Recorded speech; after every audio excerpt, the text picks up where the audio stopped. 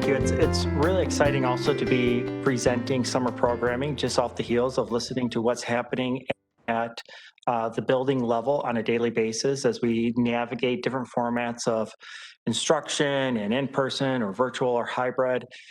So the approach we really took here is a little similar to last year in terms of what we really want to do is primarily around two functions for summer programming. One is to extend the school year to be able to have continuous learning as we move into the summer months.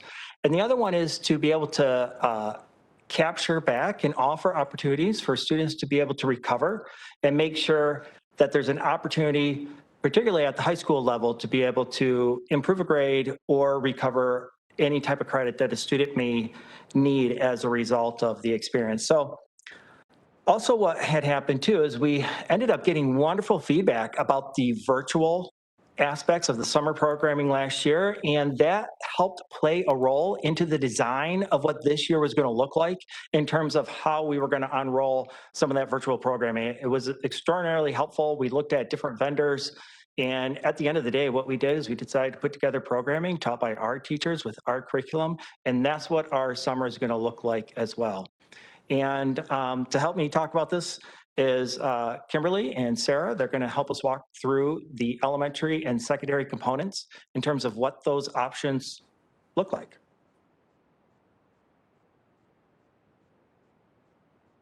Thank you, Todd.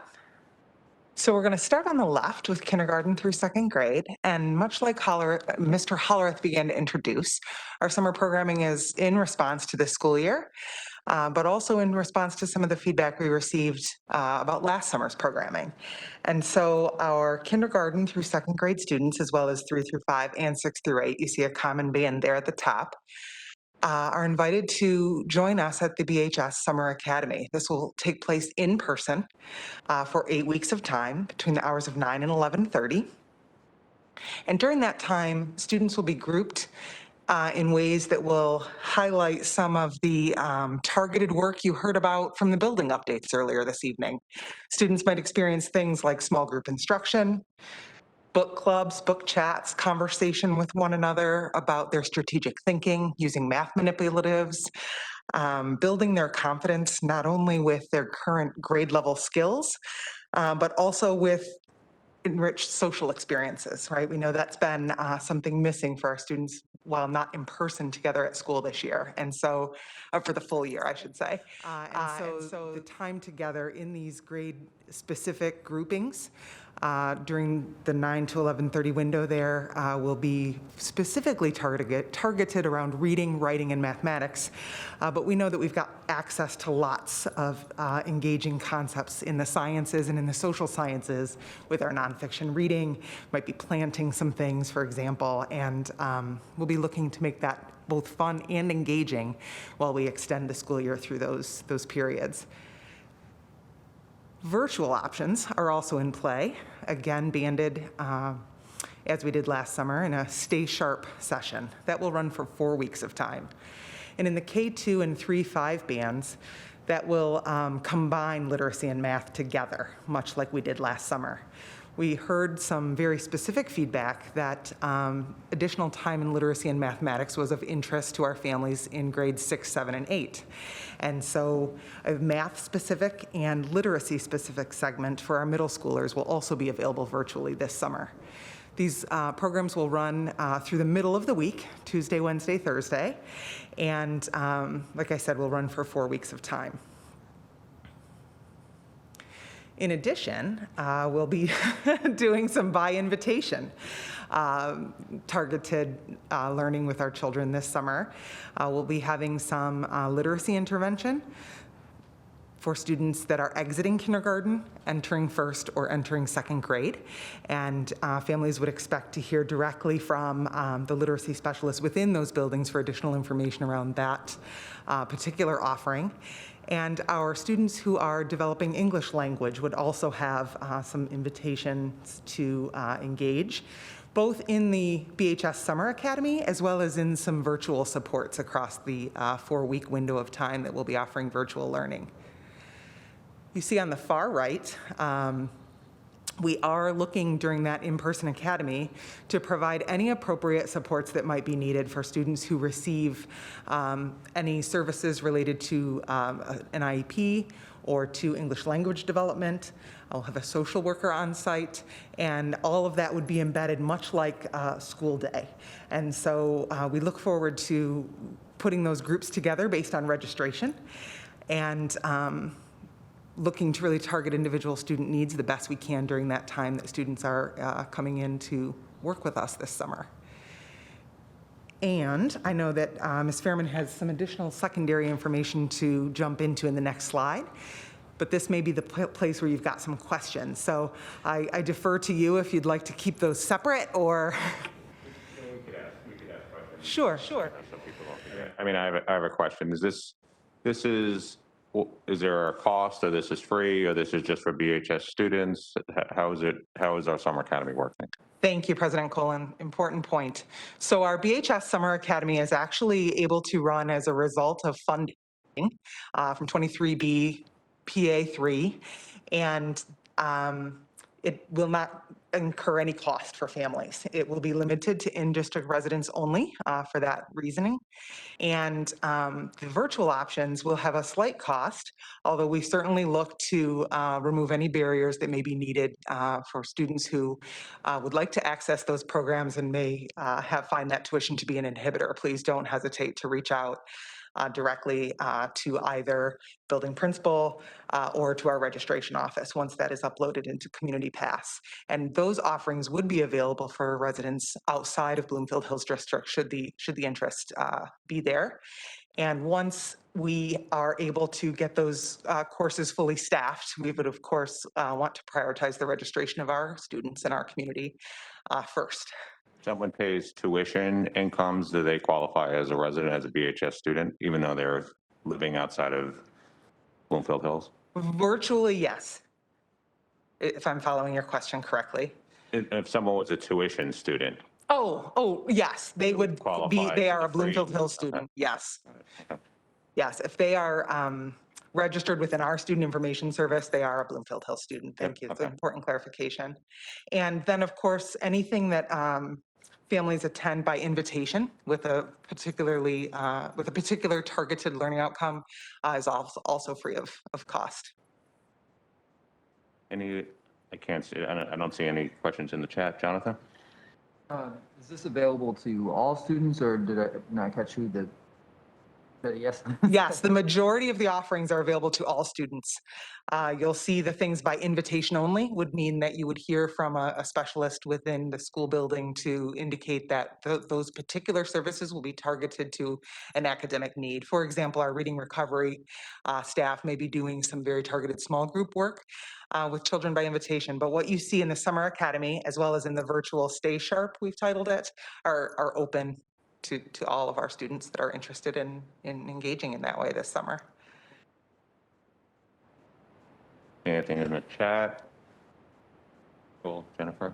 Thank you very much. Absolutely, thank you. I appreciate the questions. We're mostly targeting not only any skill development, but confidence, right? Students enjoy learning. They enjoy our classrooms, as you've heard tonight from the building presentations. And we know that when students reenter that fall feeling confident, that just grows, right? Their excitement about learning in classroom time. So thank you very much, Ms. Fitz. I'm sorry, I have one quick question. The in-person academy, this may depend on your enrollment numbers, but do you foresee like a grade 3 to 5 classroom? Is it pumped like that? Or will that just depend on how many students there will be? It will very much depend on enrollment, but our goal will be to group those students by grade level group the closest that we can. So so in short, yes, if we have, we're looking to have students in groups of 15 to 20, I believe, if I recall our conversations correctly. So we'll try to hit as close as that as we can. Certainly if we're a little bit under, we will adjust accordingly. But knowing that students are going to be moving about, of course, in COVID safe ways, the idea is not a sit and get day, right? So students will be interacting across groups as is both age and grade appropriate, just like they do in their school buildings right now through the school year. So hopefully there'll be a lot of flexibility there, and we're really looking forward to not only being able to engage with our children this summer, but also to hear some of the creative ways that our staff are going to build out that time. Evening. Our slide back up. Just for those who are watching at home, I'm Sarah Fairman. I'm the Director of Secondary Education. I changed my hair color so nobody knows who I am anymore. That's just kind of how it goes. So I'm here to talk about the high school summer programming. I thought you were Jennifer Barone when I first came. That is a huge compliment. Thank you very much. I appreciate that. If I could be Jennifer Perone, thank you. So I basically, a year of Zoom, I was tired of looking at myself, so I wanted to look at somebody different.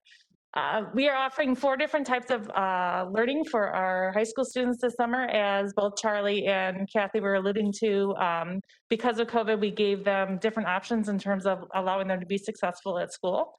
So our first option is something we're really excited about. It is new to us this year, but it's been in the works for about a year and a half, 2 years in terms of developing these virtual courses. Obviously, the pandemic really brought that on much faster.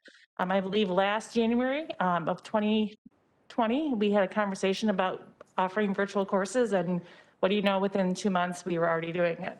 So the first one is the virtual courses taught by Bloomfield Hills High School teachers. These are online. They are module-based, so they're going through the Canvas system. There is no time requirement in terms of like you have to be somewhere at 7 a.m. every day. You will have 5 interactions with the teacher that are live that you set up by appointment. So those are small group, full group, or individual, depending on what is needed. But you will have some live interaction with your teacher, but it isn't as though you can set that up as an appointment versus you know you have to be there Tuesday at 9 a.m. Those options include credit recovery for those students who did not pass a course and therefore did not receive credit for them. That is a graduation requirement, so this allows them to continue on in their graduation path. There's grade improvement, so let's say there was a student who took a class pass-fail. They passed the class, but they are realizing that maybe when they apply for college, it might look better if they have a grade on their transcript. This gives them the opportunity to do that. Or if, let's say, they got a D and they would really rather have a higher grade than that, they can engage in this course and then have that grade improvement grade noted. Or summer credit. Summer credit means it is a course that you did not take before. These are no different than the summer credit courses we've offered before, which students often take so that they can free up their schedule for more electives in the year ahead. That includes health, PE, economics, living in a digital world, government, and forensic science. Those courses are all semester-long courses, which is why you're able to do that over the summer. And then on the catalog of lists, the other requirement for those virtual courses taught at BHS for either credit recovery or grade improvement, you have to have taken that class with us at Bloomfield Hills High School. Because basically you are going to go back and re-engage in that curriculum a second time to really make sure you hone your skills and have that knowledge. If you haven't had the class before, there is no way a 4-week class makes up for a semester class in terms of actual credit. So virtual courses that are available through E2020, those are credit recovery. That is a very common thing we've had before in the past. That is an extensive catalog. The issue is there's no way we can reteach every single one of the courses taught at Bloomfield Hills High School in the summer. And so if a course is not offered by us with our teachers, you can also go find credit for that on the E2020 site.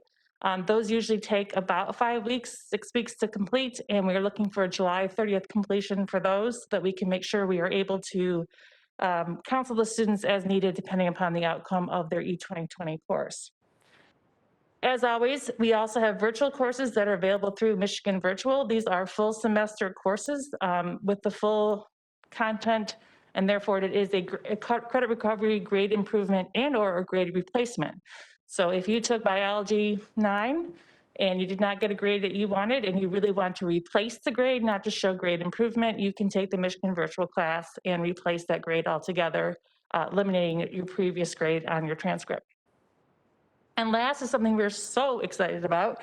As Aileen was talking earlier, Dr. Meyer, about the uniqueness that is the Bowers Farm.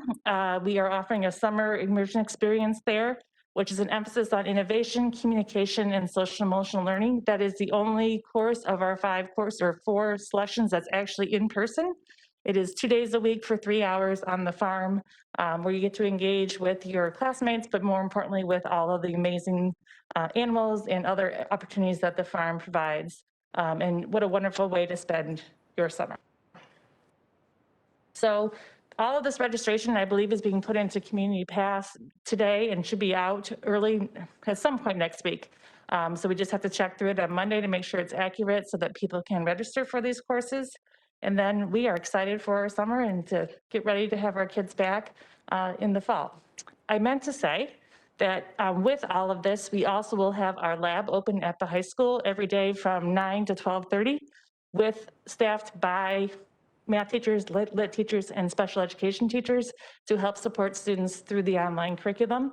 If they are unable to get online at home and do the courses, they're welcome to come to the high school and do it there. If they need some additional support, there's a place that they can go to for free with teachers that are, with our teachers actually, that are staffing that lab essentially to help support all of our kids.